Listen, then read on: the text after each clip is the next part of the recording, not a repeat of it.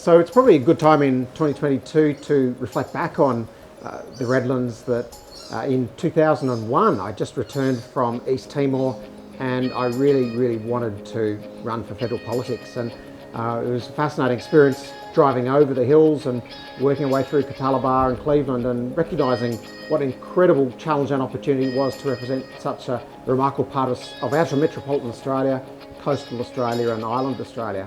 So we all know that Redlands is a pretty unique place, and it's kind of interesting that it is the only city in Australia that has one person with one seat in the federal parliament. Every other politician is either representing many cities or a fraction of a city. So Redlands has its own seat, and I think that's endearing in itself.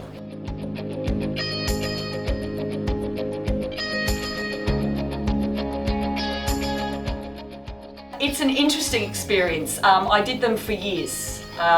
You have to be very organised and know that you have to have thick skin, because if you don't have thick skin, then because you get a little bit abused. But you also get the positive side of it. We get a lot of beeps, and Andrew's certainly got a lot of beeps with the car. Andrew's been an amazing mainstay in our community.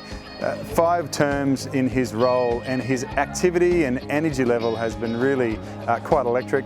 I was really fortunate to work with Andrew, helping with some of the startup initiatives that he put on through his office. It was really interesting though to see how much enthusiasm and interest you were so readily able to whip up and have people getting behind the ideas you had around driving the startup community, driving the the youth, trying to help with the home loan initiatives you got through Parliament, which I know were quite profound and really drove a lot of key changes for people trying to get started.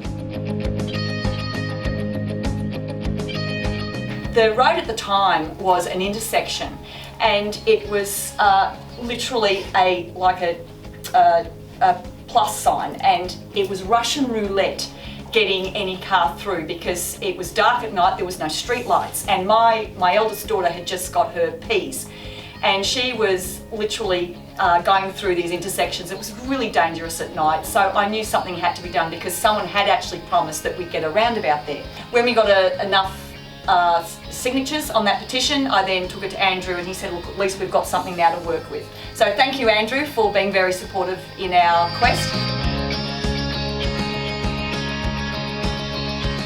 Andrew really picked the ball up. He sort of saw the need, he saw the demand, he saw the wonderful work that school chaplains are doing in our schools and our community.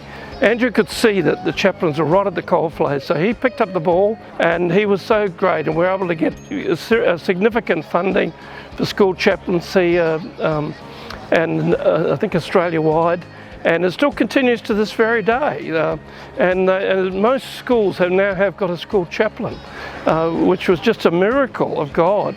And we thank God for that, and we thank Andrew Lemming. I think what people expect of a federal MP is that they're going to have understood their background and they're going to want them to take them on a journey going forward. And that's all you can ask of an elected rep. And I think that people ask deep down, do I like that person as my representative, and are they like me? You can't make people like you, but you can certainly make an effort to walk in their shoes and better understand the perspective they've got. Not everyone has the same view on all of these contentious issues, many of them federal and international. It's been great to be in those debates. A woman with 4 young children found herself homeless. She was evicted. This was only a week ago. It was absolutely torrential. These kids they didn't even have clothes on their back. I mean, besides, it did look a bit like Lord of the Flies, but these kids had nowhere to go. Their mother had no way to protect them, and all they had was a $7 tent from Kmart. That was it between them and sitting out in the rains. Andrew Lemming just stepped in, he was there. He ventured out into the park. The 2 of us are standing there in the pouring rain, working through this problem together.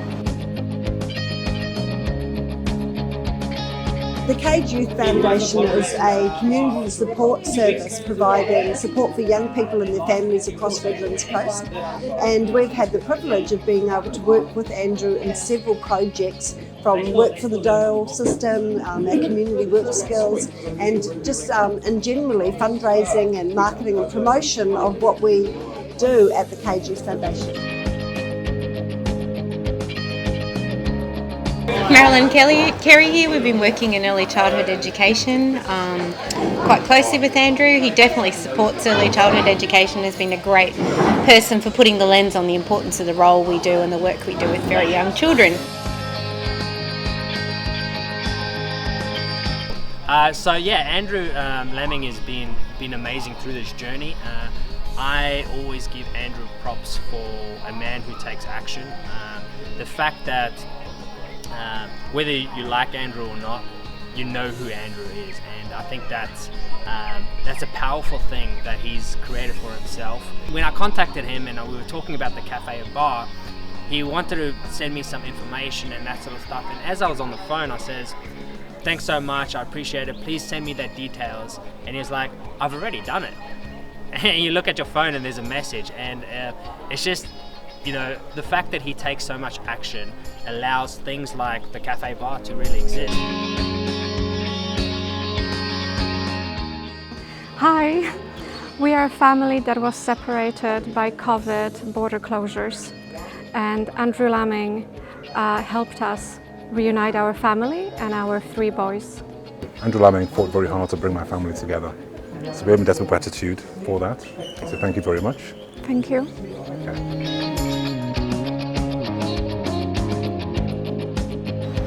Andrew's also been an integral partner in our 25-year campaign to honour the fallen Defence Force members with the memorial clasp and medallic recognition for their families. On this, we're on the precipice of making history. Housing affordability was a major issue, and you know what they've done, what the feds have done as a result of Lammo pushing the home deposit scheme has been fantastic. So well done, Andrew. Tip of the hat, mate. You've really stood your ground on a lot of issues, but that was a really well won and fought battle, mate. So congratulations. Andrew Lamming is the driving force behind many of Redland's projects. He's put millions of federal dollars forward for a multi-storey car park and clinical hospital upgrade.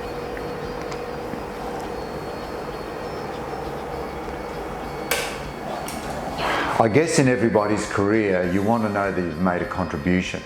Andrew, over the years that you've been locally in the Redlands, you've often called me and we've had discussions about trying to help patients navigate the difficulties of the healthcare system, and you've asked me to help them out, and we've done that. So really, you've helped locally. You've also been instrumental in the expansion of the local Redlands Hospital with the introduction of the multi-level car park. You've helped facilitate funding. But I think probably the most sentinel moment of your career would have really been some 10, 15 years ago when you facilitated the reduction in the cost of generic pharmaceuticals, hopefully saving the government a good $750 million a year, which we expect has translated into the earlier approval of newly acquired TGA items. So Andrew, thanks very much for your efforts over the decades. Country's ablaze, and Andrew decides to put on a harbour cruise out in the middle of Moreton Bay. We had the Stratty Ferry doing donuts, and 300 or 400 people out there celebrating and raising funds for a great cause. So look, over the years he's managed to just get a whole pile of people together from all sorts of walks and to kick the tin for the right cause. Certainly left your mark, left your legacy, and you know, as a member of the Redlands and a resident, just thank you so much for your efforts and contribution. It's been wonderful to see. I met Andrew in 2007, just before the 2007 election, and I was really supportive of Andrew. He has a way of bringing you in. So I helped him campaign in 2007, and sadly, though we lost the federal election, Andrew won his seat of Bowman, which was really awesome, and because we worked tirelessly. But as a GP, I also wanted to wake up in the morning and never know quite what the challenge was that I'd face. I wanted to know that there'd be a room of people desperately needing help, from homelessness to child support to Medicare, PBS, visas. All of these matters are in and of themselves unique micro challenges that over time accumulate and become a record of your achievement.